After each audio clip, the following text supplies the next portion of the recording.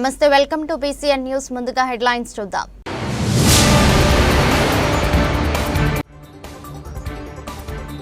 SME రుణాలతో అన్ని రంగాల ఆర్థిక పరిపుష్టి, జాయింట్ కలెక్టర్ కార్తిక్.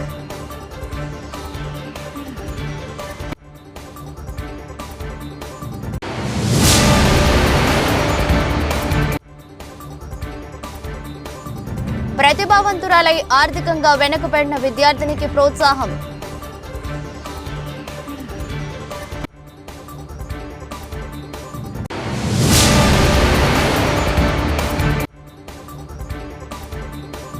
జాతీయ మహాత్మా గాంధీ ఉపాధి హామీ పథకం పనులపై సామాజిక తనిఖీ.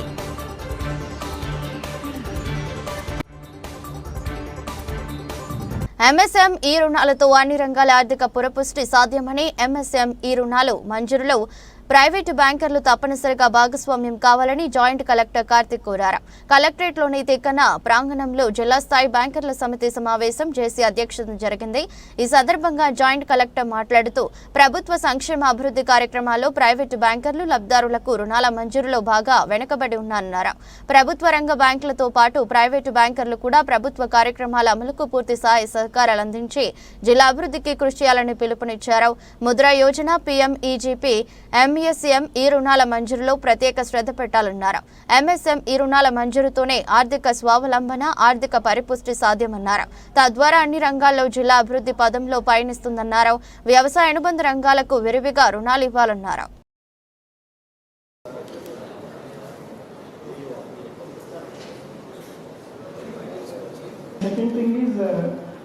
One more point is bit register, sir. So we have passed the instructions for the direction given by the Reserve Bank of India, sir. And the second thing is in most of temporary halt itself, sir.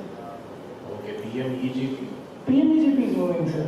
Okay, PMEGP లో ఎలా ఉంది? PMEGP మన targets reach అయ్యాం, sir. Problem లేదు. But ఈ sector మాత్రం informal sector lending push me micro, small, medium ఎంత loans extend చేయొచ్చండి? SME ఏంటంటే sir, plant and machinery investment మీద దాని classification sir, micro, small and medium అనేది. సో మైక్రోలోనే దాదాపు మనకి 5 crore వరకు వస్తుంది sir turn over. So 5 crore banks నుంచి కూడా ట్రస్ట్ ఉంది. మా బ్యాంక్ నుంచి కూడా మైక్రోలో there is no power on sanctioning sir. 50,000 వరకు మైక్రో వస్తుంది సార్. అక్కడ నుంచి ముద్రాలో పర్టికులర్గా అప్ టు ఆ స్కేలింగ్లో తగ్గిపోయి సార్. అబౌట్ దట్ బాగానే జరుగుతుంది సార్. మా బ్యాంక్లో మనకు స్మాల్ అండ్ మీడియం బాగుంటుంది.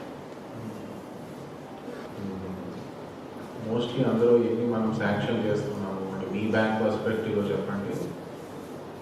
మోస్ట్ ఆఫ్ దెమ్ మనం శాంక్షన్ చేయగలుగుతున్నామా, లేదా ఏదైనా రీజన్స్ వల్ల రిజెక్ట్ చేయగలుగుతున్నాం? వాళ్ళు ఏదైనా డాక్యుమెంట్స్ ఏమైనా ఫర్నిష్ చేయడం లేదా properly?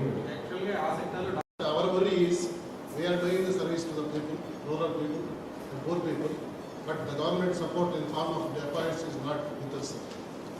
That difference or bias is there over the long periods. Please kindly support us.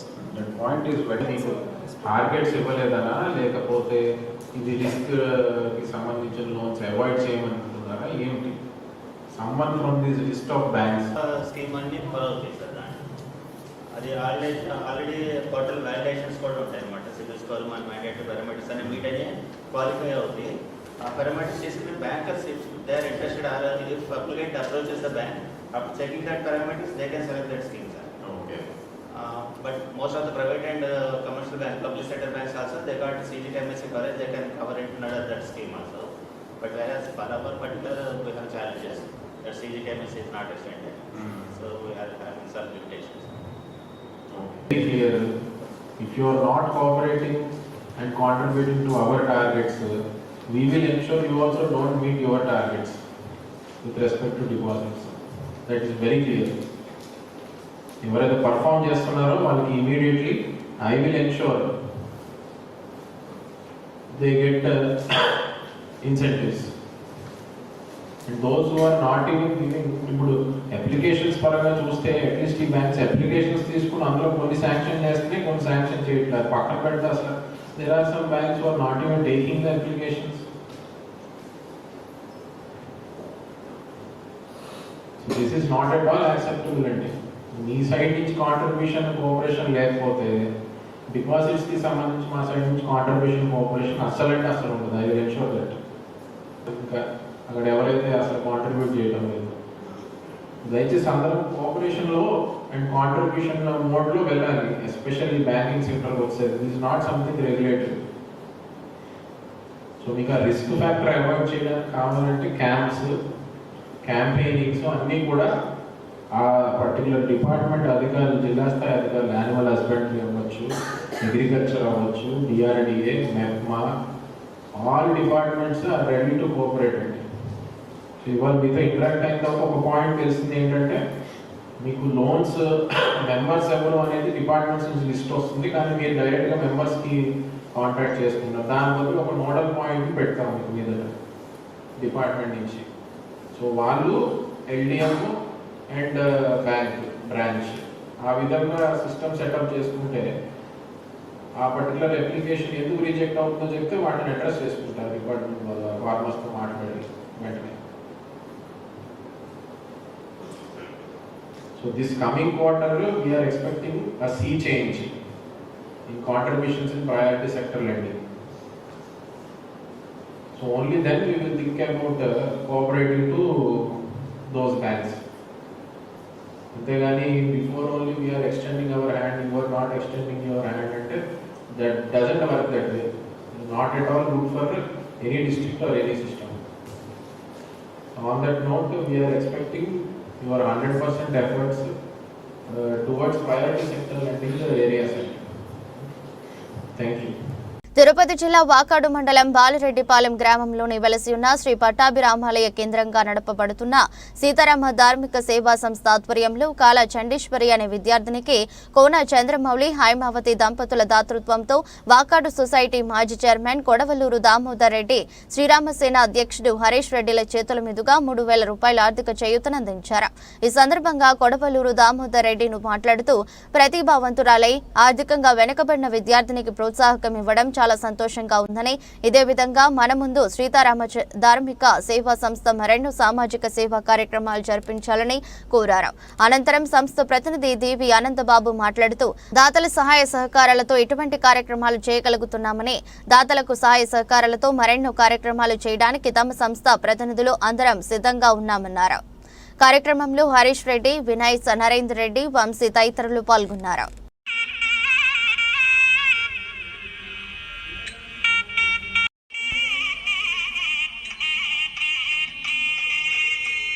సంతోషం. ఈరోజు మన దేవాలయం వేదికగా నడపడుతున్నటువంటి సీతారామ ధార్మిక సేవా సంస్థ ఆధ్వర్యంలో జిల్లా నలుమూలల అనేక ఆధ్యాత్మిక ధార్మిక సేవా కార్యక్రమాలు కొనసాగుతున్నటువంటి విషయం మనందరికీ తెలుసు. అందులో భాగంగా ఈనాడు ఒక విద్యార్థి, ఉత్తమ విద్యార్థి అయినటువంటి కాలా చండేశ్వరి అనే అమ్మాయికి ఆర్థిక చేయూత అందించాలనేటువంటి ఆలోచనతో ఈ సంస్థ కోన చంద్రమౌళి, హైమావతి దంపతుల ఔదార్యంతో ఈరోజు ఆ అమ్మాయికు ఆర్థిక చేయూత అందించడం జరుగుతుంది.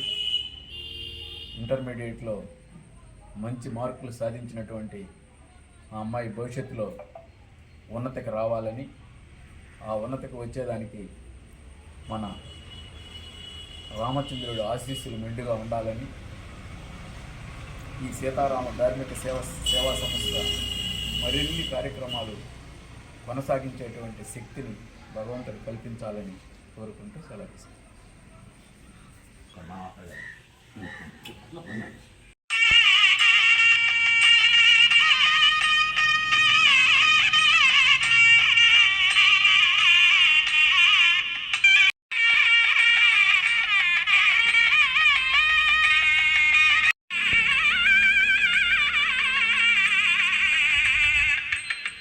జై శ్రీరామ్. నమస్కారం. తిరుపతి జిల్లా వాకాడు మండలం బాలిరెడ్డిపాలెం గ్రామంలోని శ్రీ పట్టాభిరామాలయం కేంద్రంగా నడపబడుతున్న శ్రీ సీతారామ ధార్మిక సేవా సంస్థ ఆధ్వర్యంలో ఈరోజు బాగా చదువుకుంటున్నటువంటి విద్యార్థిని కాలా చండేశ్వరి అనేటటువంటి విద్యార్థినికి కోన చంద్రమౌళి, హైమావతి దంపతుల సౌజన్యంతో ఈరోజు ఆర్థిక చేయూతను అందించడం జరిగింది. ఈ ఆర్థిక చేయూత చాలా చిన్నదైనప్పటికీ ఆ విద్యార్థినికి ప్రోత్సాహకంగా ఉంటుంది అని, తదుపరి భవిష్యత్తులో ఉన్నతమైనటువంటి స్థితికి చేరాలని, ఉన్నతమైనటువంటి ఉత్తీర్ణతా శాతాన్ని పొంది భవిష్యత్తులో చాలా గొప్పవైనటువంటి అచీవ్మెంట్స్ని అందుకోవాలని చెప్పి శ్రీ సీతారామ ధార్మిక సేవా సంస్థ ఆశిస్తుంది. తదుపరి తను మంచి ఫలితాలను సాధించిన ప్రతిసారి మా సంస్థ చేయూతను అందించడానికి మా సంస్థ ప్రతినిధులను సంసిద్ధంగా ఉన్నామని తెలియజేస్తున్నాం. ఈ సందర్భంగా ఈ కార్యక్రమంలో పాల్గొన్నటువంటి కొడవలూరు భక్తవత్సల రెడ్డి గారికి, అలానే మా సంస్థ ప్రతినిధులైనటువంటి వినయ్, వంశీ, శ్రీరామసేన అధ్యక్షులైనటువంటి కొడవలూరు హరీష్ రెడ్డికి, అలానే నరేంద్ర రెడ్డి గారికి అందరికీ కూడా హృదయపూర్వక ధన్యవాదాలు తెలియజేస్తున్నాం. జై శ్రీరామ్.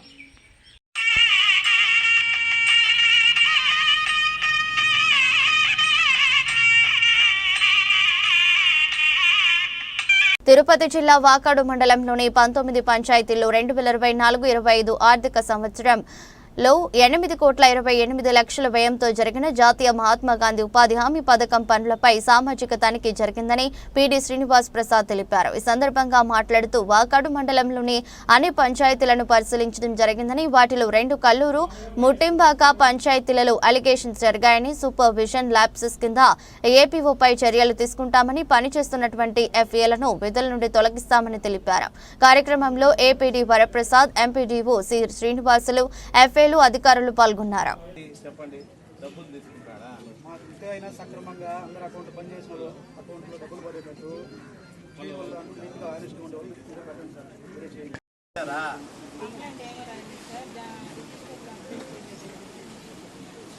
మీరు ఇచ్చుకుంటే ఇచ్చుకుంటారు, నా వైపు నుంచి ఏమీ ఇలా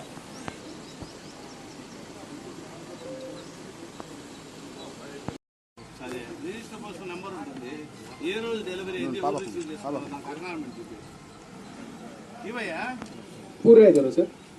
చెప్పయ్యా ఒకసారి ఏమో చెప్పు, వెరిఫై చేస్తున్నా ఇమీడియట్గా నాకు ఫోన్ చేసి. ఇంతకుముందు ఈ చట్టం లేనప్పుడు ఆకలి చావులు ఉన్నాయి, మన రాష్ట్రంలో కూడా ఉన్నాయి, భారతదేశంలో ఉంది. ఇట్లాంటి చోట 100 రోజులు ఉపాధి కావాలి అని నేను అడిగితే ఇవ్వాలి. అంతకుముందు ఎవరన్నా రైతులు పొలానికి పనికిస్తే పోవాలా, లేదంటే ఒక పనికి పిలిస్తే కూడా డిమాండ్ 30 రూపాయలు ఆడవాళ్ళకి ఇస్తే తీసుకోవాలా, 50 రూపాయలు మగవాళ్ళకి ఇస్తే తీసుకోవాలా. ఇంతటి పరిస్థితుల నుంచి ఈ చట్టాన్ని తేవాలని భారతదేశంలో పెట్టాలంటే ప్రపంచ దేశాలు ముక్కు నేలేసుకున్నాయి. ఇంత పెద్ద చట్టము, ఇంత అధిక జనాభా ఉన్న భారతదేశంలో చేయడం సాధ్యమా అని 2000 వినయ్య ఊరికే నీకు తెలిసిందేది మాట్లాడుతున్నావు. ఎవరో పిలిస్తే వచ్చేసినావు అంతే, నీ ఇంటర్ నువ్వు రాలే, ఎవడో పిలిస్తే వస్తావు. లెంత్ విట్టారా? లెంత్ విట్టు కూడా ఎందుకు టాలీ చేయరు మీరు? డెప్త్ నువ్వు ఏం చెప్తే చేసుకోమన్నారు కదా, వేస్తున్నారు కదా వాళ్ళు.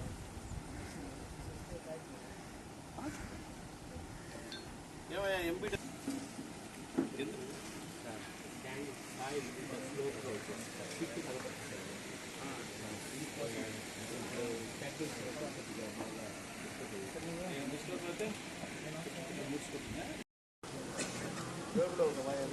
మీ ఏళ్ళు లేకుండా వాడు ఎట్ట చేస్తాడు? మూతి మీద తన్నాల, వాడు డబ్బులు అడిగితే చొక్కా పట్టుకొని ఈడ్చి తన్నడం మానేసి ఏళ్ళు పెట్టించుకున్నాడు సార్ అంటే. ఏళ్ళు నువ్వు ఎందుకు పెట్టినావు? రారా ఇట్ట ముందుకు, ఏమి వెళ్ళాల్సిన పనే లేదు. నేను సపోర్ట్ చేస్తాను. ఏమాత్రం ఒళ్ళు నొప్పి తగలకుండా ఉద్యోగం చేస్తేనే ఇట్లాంటివి వచ్చేది. ఏమవుతుంది? ట్రాన్స్ఫర్గా చేయిస్తారు, ఆమె నచ్చిన చోటు ఇస్తాను. నిన్న కౌన్సిలింగ్ చేసి ఇచ్చినాం. లేదు అవును మీరు మాట్లాడతారు. ఆ అమ్మాయికి ఇష్యూ 6-7 నెలలుగా 100 మంది 200 మంది చెప్తుంది లేబర్ అంటే, అయినా ఆ పర్సంటేజ్ కూడా రాదు. అమ్మాయిని ఏమన్నారు?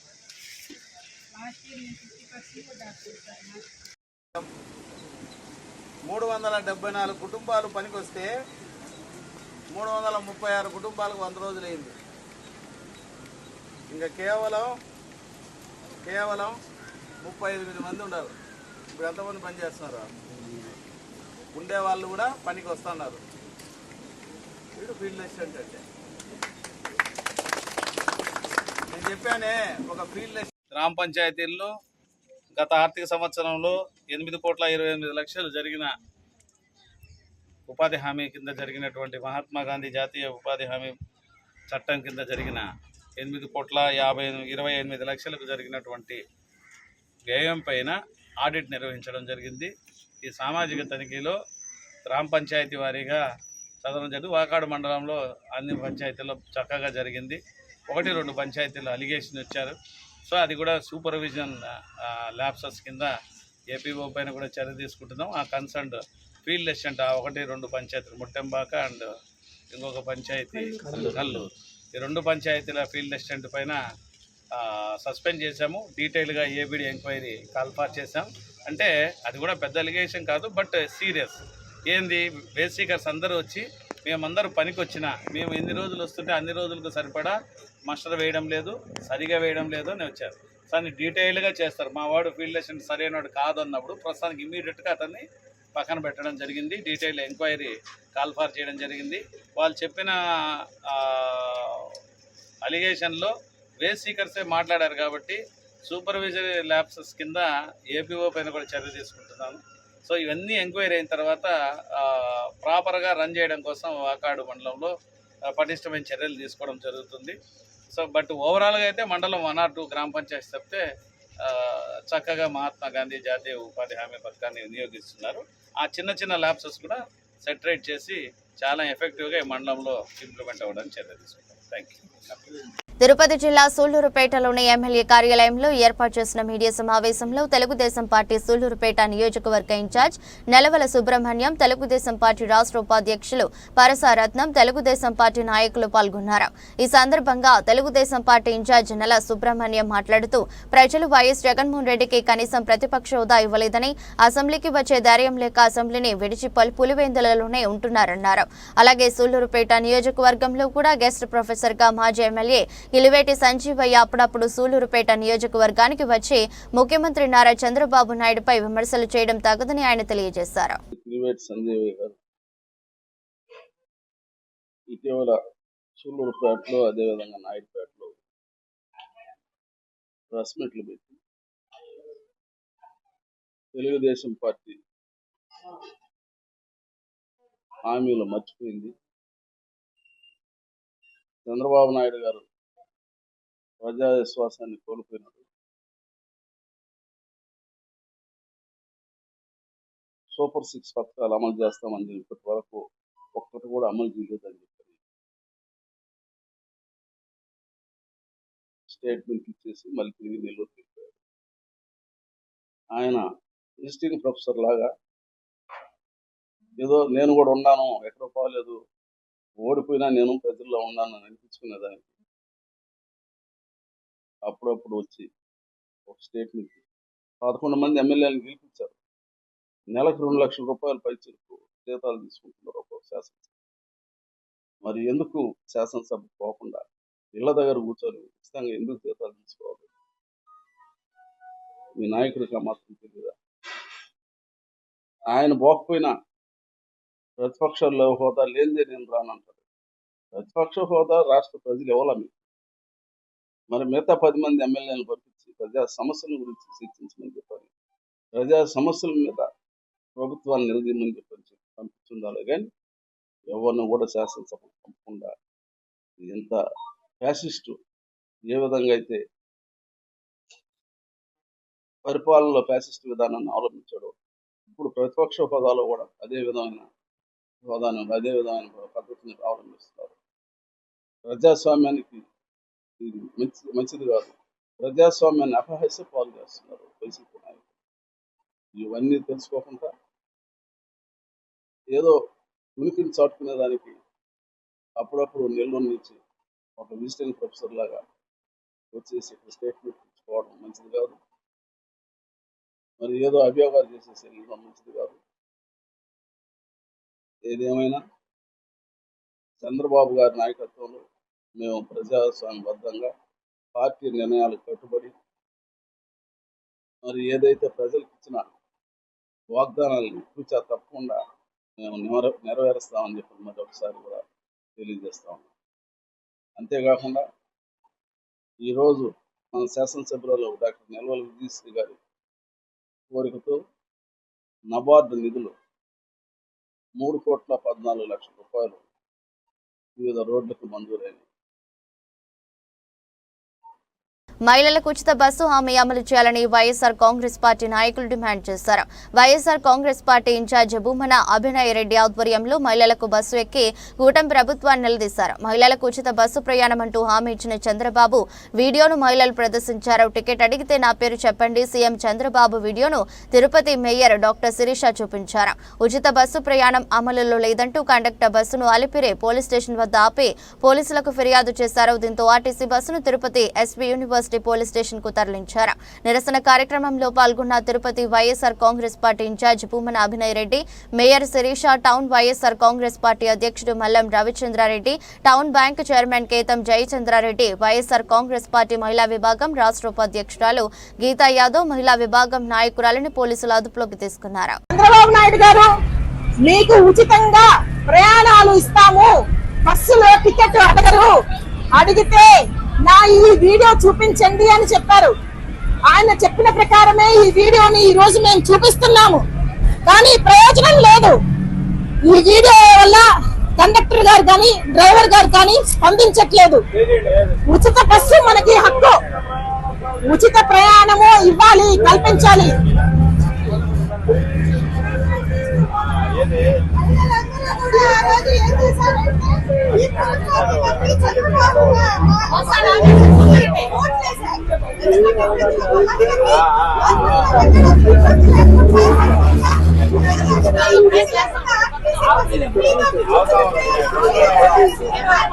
Where is Chandrababu?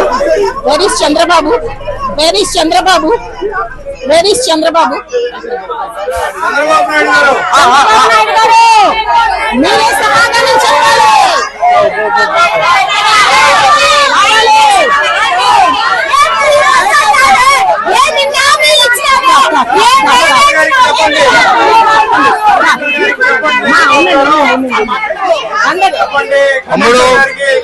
తమ్ముడు నేను మీ బాబు గారిని అయ్యా తమ్ముడు నేను మీ బాబు గారిని మాట్లాడుతున్నాను.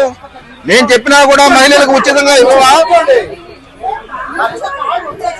తమ్ముడు బాబు గారు మాట్లాడుతున్నాను. మీ ముఖ్యమంత్రినయ్యా, నేను అప్పుడు హామీ ఇచ్చాను ఉచితంగా మా మహిళలకు ఉచితంగా పంపవయ్యా బస్సులో.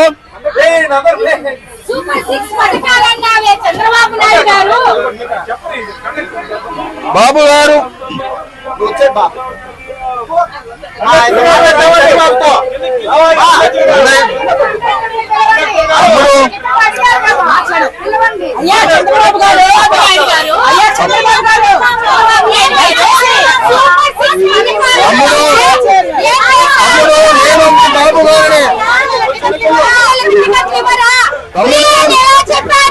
మా చెల్లికి ఉచితంగా ఇవ్వండి.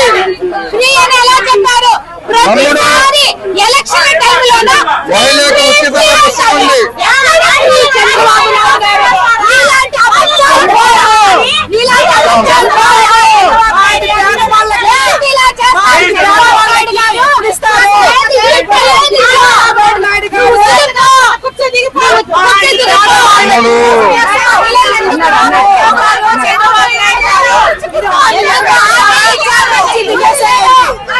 తమ్ముడు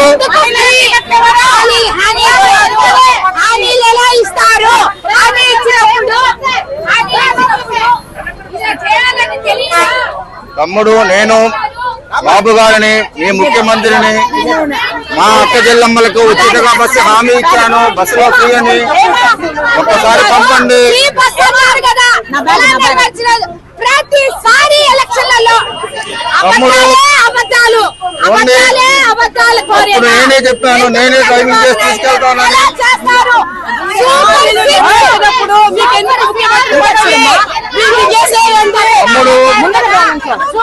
తమ్ముడు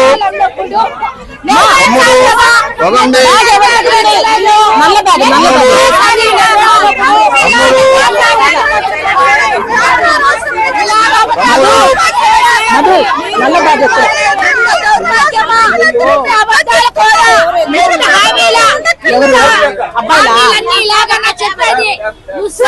పథకాలన్నప్పుడు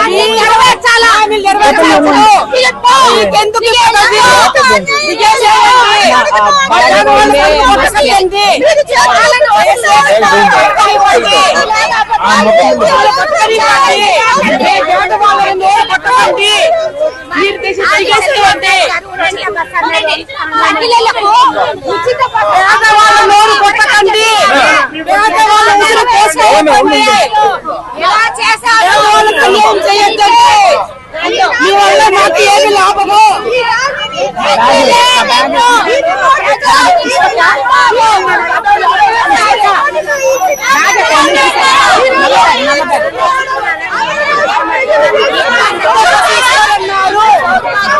ఎందుకు చెప్పారు మీరు?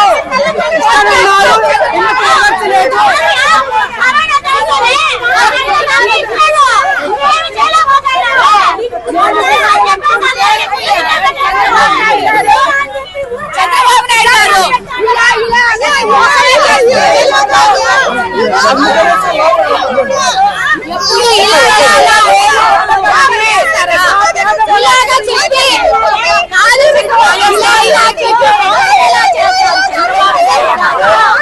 ఎందుకు అబద్ధాల హామీలు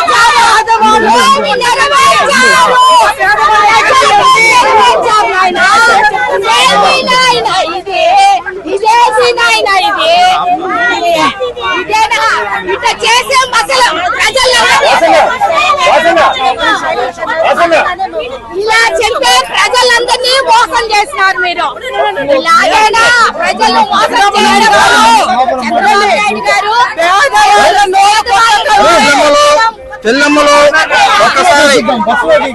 నూతన పరిశ్రమల్లో స్థానిక నిరుద్యోగ యువతకు ఎక్కువ శాతం ఉపాధి అవకాశాలు కల్పించాలి. ఎమ్మెల్సీ పర్వతరెడ్డి చంద్రశేఖర్ రెడ్డి కోరారు. ఏపీ శాసనమండలి సమావేశాల్లో ఎమ్మెల్సీ పర్వతరెడ్డి చంద్రశేఖర్ రెడ్డి మాట్లాడారు.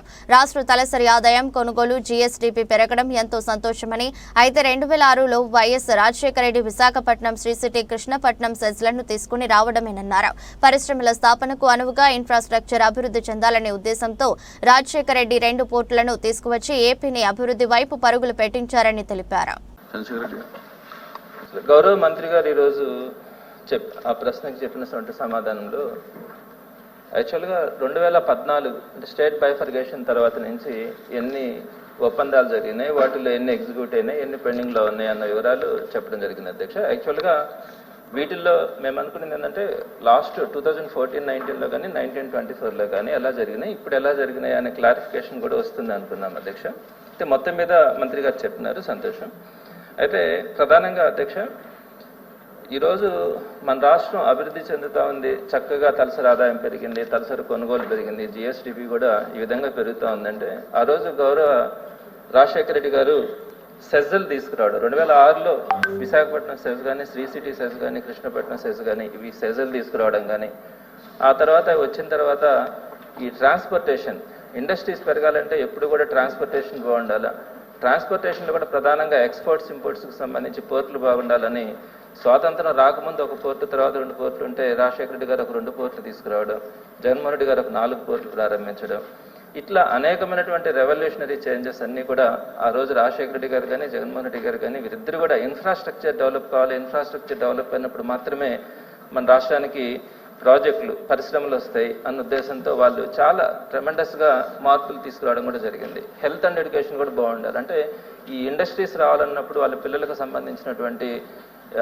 హెల్త్ కానీ అలానే ఎడ్యుకేషన్ కానీ బాగుండాలని ఈ రెండింటి గురించి కూడా ప్రధానంగా విలేజ్ హెల్త్ క్లినిక్స్, పిహెచ్సిలు కానీ, అర్బన్ హెల్త్ క్లినిక్స్ కానీ, అలానే సచివాలయ వ్యవస్థ కానీ, న్యూ గవర్నమెంట్ మెడికల్ కాలేజెస్ 17 దాకా తీసుకురావడం కానీ ఇట్లాంటి అనేకమైనటువంటి చేంజెస్ తీసుకొచ్చిన దానివల్ల ఈరోజు ప్రజల ప్రమాణాలు బాగా పెరిగినాయి.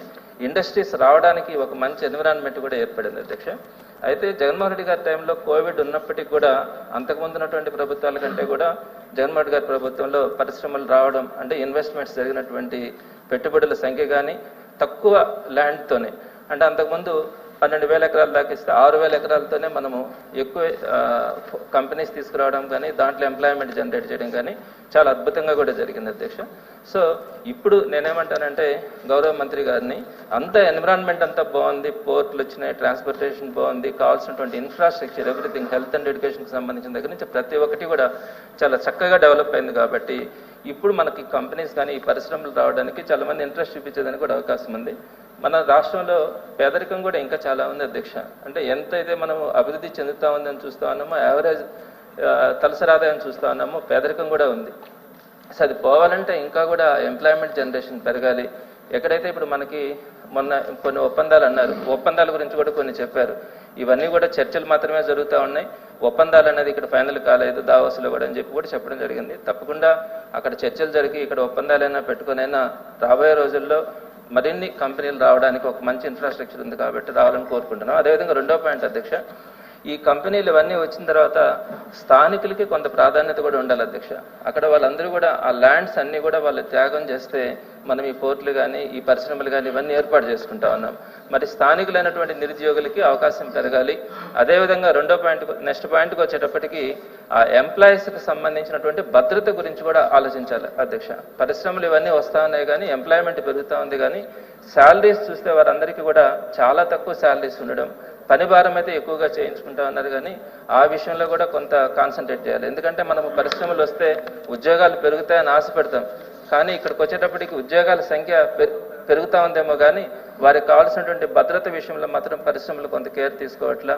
సో మినిమం శాలరీస్ ఉండడం కానీ వీటన్నిటి మీద కూడా గవర్నమెంట్ కాన్సన్ట్రేట్ చేయాలని మంత్రి గారిని నేను కోరుతాను అధ్యక్ష. నూతన పరిశ్రమల్లో స్థానిక నిరుద్యోగ యువతకు ఎక్కువ శాతం ఉపాధి అవకాశాలు కల్పించాలి ఎమ్మెల్సీ పర్వతరెడ్డి చంద్రశేఖర్ రెడ్డి కోరారు. ఏపీ శాసనమండలి సమావేశాల్లో ఎమ్మెల్సీ పర్వతరెడ్డి చంద్రశేఖర్ రెడ్డి మాట్లాడారు. రాష్ట్ర తలసరి ఆదాయం కొనుగోలు జీఎస్డీపీ పెరగడం ఎంతో సంతోషమని, అయితే 2006లో వైఎస్ రాజశేఖర రెడ్డి విశాఖపట్నం, శ్రీ సిటీ కృష్ణపట్నం సెజ్లను తీసుకుని రావడమేనన్నారు. పరిశ్రమల స్థాపనకు అనువుగా ఇన్ఫ్రాస్ట్రక్చర్ అభివృద్ధి చెందాలనే ఉద్దేశంతో రాజశేఖర రెడ్డి 2 పోర్టులను తీసుకువచ్చి ఏపీని అభివృద్ధి వైపు పరుగులు పెట్టించారని తెలిపారు.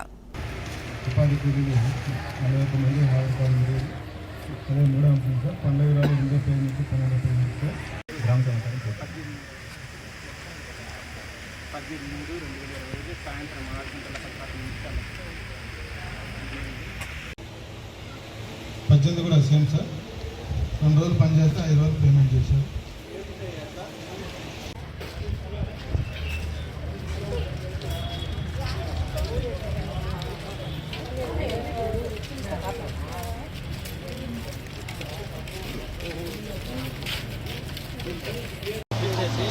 ఉస్మాన్ పెట్టాలి. వీళ్ళల్లోనే ఎవరికన్నా చేపలు పెట్టుకొని కూడా పంచాయతీ ఏలంలో ఎవరు తీసుకుంటారో వాళ్ళు పంచుతారు. పంచాయతీకి ఇన్కమ్ వస్తుంది. చేశారు 9 ఎవరిగట్టు సమావేశాలు నిర్వహించారు. వీళ్ళందరూ నేమ్ బోర్డుకి పేమెంట్ చేశారు. మీరు పెట్టుకోమంటేనే మేము పెట్టుకున్నామన్న సమాచారం లేదు. అది విషయం ఏమంటే లోకల్ గా పన్నులు ఏమిరా అంటే వాళ్ళు చేసిన మాట వాస్తవమే. ఏ వర్కులు లేనప్పుడు ఉపాధి హామీ చట్టం ప్రకారం 100 రోజులు ఉపాధి కల్పించడం అన్నది ప్రాధాన్యం.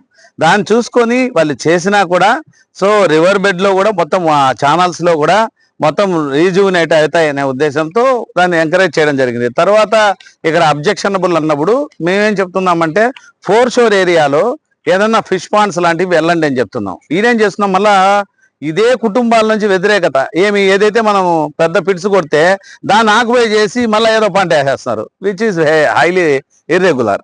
మీరు నిజంగా స్వర్ణముఖిని కాపాడుకుంటూ మీరు ఉపాధి హామీ చట్టంలో బ్రతకాలనుకుంటే ఆక్యుపై చేసుకొని పంటలు వేసుకోకుండా ఒక ఫిష్ పాండ్ లాంటిది పైన పెడితే మొత్తం ఛానల్ ఇబ్బంది పడదు, శాండ్ రాదు, దానిలో నీకు గ్రౌండ్ వాటర్ లెవెల్ తగ్గిపోవడానికి ఆస్కారం ఉండదు. 4 షోర్ ఏరియాలో నువ్వు ఫిష్ పాండ్ చేసిన దానివల్ల రేపు పొద్దున పంచాయతీ ఆధ్వర్యంలో కూడా ఎవరో ఒకటో 2 కుటుంబాలు చేపలు కూడా కొన్ని రోజులు ఒక సీజన్ పాటు 3 నెలల పాటు ఎప్పుడైతే వర్షాలు వచ్చిపోయి నిలబడతాయో ఈ సీజన్ ఏప్రిల్, మే, జూన్ ఉండవు. 4 షోర్ ఏరియాలో 3 నెలలైన ఫిష్లు అన్ని కూడా చేపలు వదిలినట్టు బ్రతికిపోతాయి. కనీసం 2-3 కుటుంబాలు బ్రతికేదంటూ తద్వారా పంచాయతీకి ఆదాయం వస్తుంది. పంచాయతీకి డబ్బులు వస్తే మీ ఊర్లోనే వీధి లైట్లు వేయడానికి కూడా, శానిటేషన్ చూడడానికి, డ్రింకింగ్ వాటర్ ట్యాపులు పెట్టడానికి ఎన్నిటికీ ఉపయోగపడుతుంది. అట్లా రొటేషన్గా కమ్యూనిటీ ఉపయోగ పనులు చేయాలి తప్పితే ఉపాధి హామీ పనుల్లో ఒకరి వ్యక్తిగత లబ్ధి కోసం చేయడం అనేది వ్యతిరేకం. వార్తలు ముగించే ముందు మరోసారి హెడ్లైన్స్.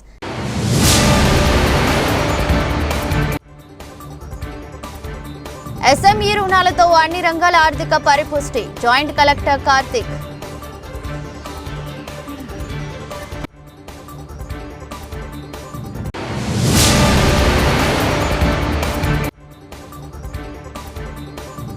ప్రతిభావంతురాలై ఆర్థికంగా వెనుకబడిన విద్యార్థినికి ప్రోత్సాహం.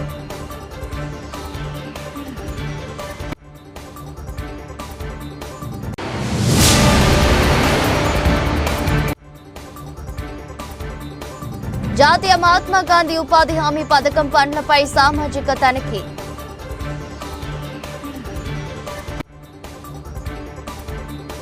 ఇది రెస్ట్ బులెటిన్. మరో బులెటిన్లో మళ్ళీ కలుద్దాం. అంతవరకు సెలవు. నమస్కారం.